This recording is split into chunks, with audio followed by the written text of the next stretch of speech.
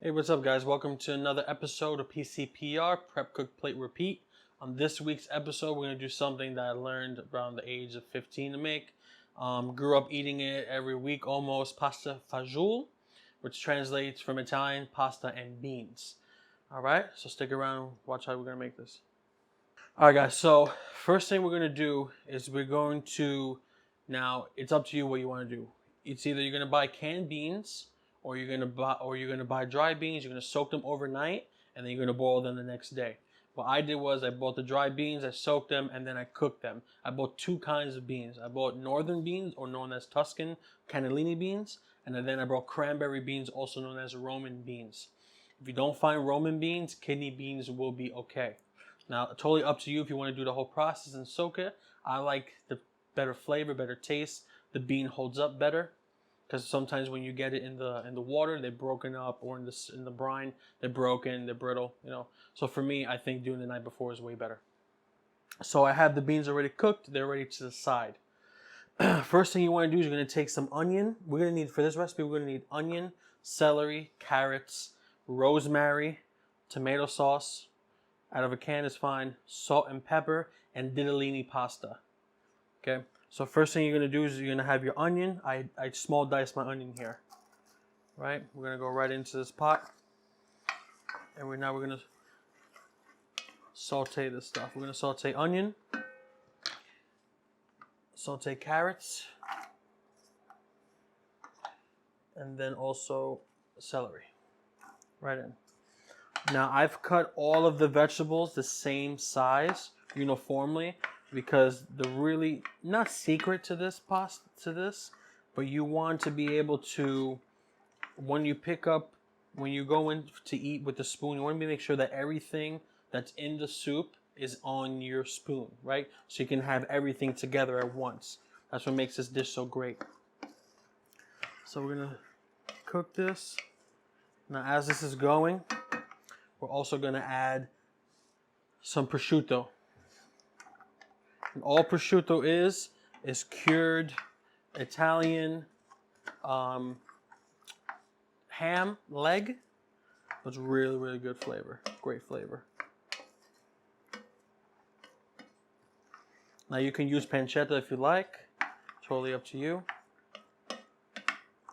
So we're going to let this saute until these vegetables take a little color on. It's probably going to be about 7 to 8 minutes. And then by that time also, the prosciutto will start to crisp up and release its oils and all goodness. So we'll be right back. All right, guys, so now our pot's got some nice caramelization, some nice fond at the bottom of it. Vegetables are starting to get nice and dark.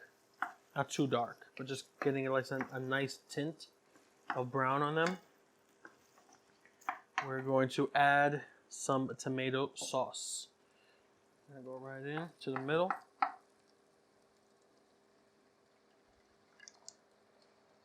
Just like that. Mix that all together now. Now also, I think I forgot to mention before, I throw in 2 sprigs of rosemary and some chopped garlic as well. So that should all be sauteing really nice. We're going to cook this for maybe 2 minutes. We're going to cook this tomato just to cook the rawness right out of that tomato. All right. Beautiful, beautiful. Smells amazing. That rosemary, garlic, that tomato. It's beautiful essence it's giving off. It's really nice. All right. Beautiful.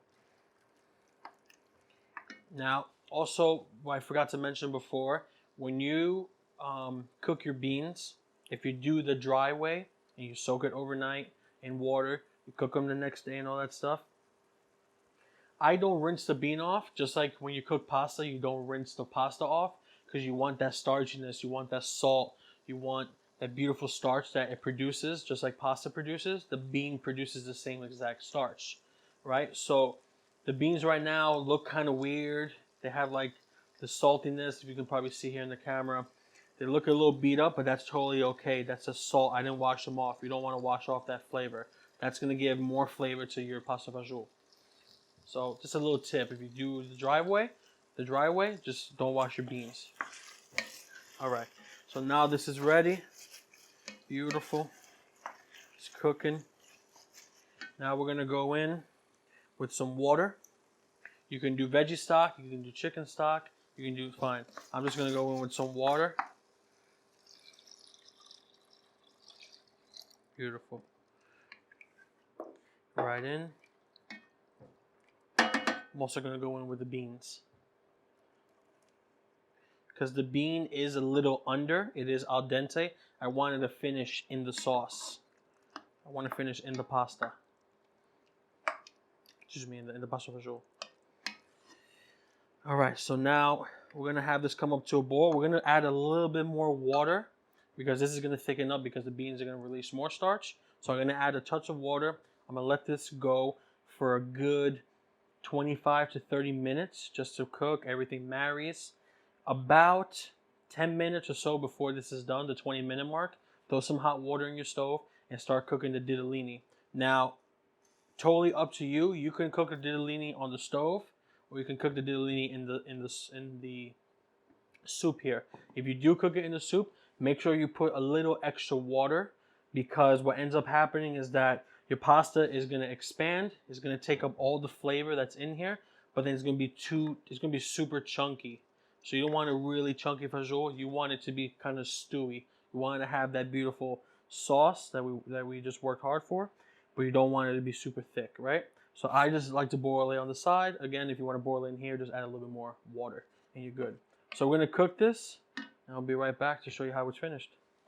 All right, guys. So pasta was cooked. I threw the pasta in and I started cooking it with the pasta fagioli. As you can see on the camera, this really has thickened up nicely. The sauce everything is really cooked together. The sauce has adhered to the pasta and really nice. We throw a little bit of Parmesan cheese inside for some flavor, because we're also going to garnish once it's in the bowl. I'm also going to take off a couple of pieces of rosemary. Just pull back on the stem, just like that, right? Easily. Beautiful. Nice. Now let's plate this up. So let's grab, what is that thing? We're not going to grab that. I'm going to use a spoon here, just like Grandma used to use. I'm going to put this right on, plop it right in the middle. It's beautiful. Classic Northern Italian dish, originally from Naples.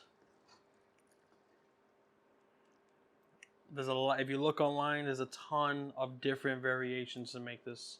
Some people puree the beans and then throw them back in. So you have some whole beans, you have some chunky beans, you have like puree beans. Really, it's up to you how you want to do it. I like taking a little bit of each different recipe and then putting into my own to see how other, people out there do their own style. So now this is in the bowl. Beautiful, smells unreal. That rosemary with that prosciutto is beautiful. So we're gonna finish this up. Add a little bit more cheese right on top. Beautiful. And I like rosemary, so I'm gonna just take a couple of more leaves. Just gonna plop them around there, just like that. Stick it right in. Beautiful. And then a little bit of some black pepper I have here. I have coarse, it's a little thicker. And we're gonna finish that up with some black pepper. Super easy soup, really traditional, inexpensive, great stuff. The beans, the ditalini, prosciutto, the celery, carrots, and onions. Really easy stuff, great stuff, super easy to make. Thanks for watching this video. Don't forget to like, subscribe, and follow us on Instagram, YouTube, and Facebook. Again, anything you'd like to see, future videos to come, just shoot a comment below. Catch you next week.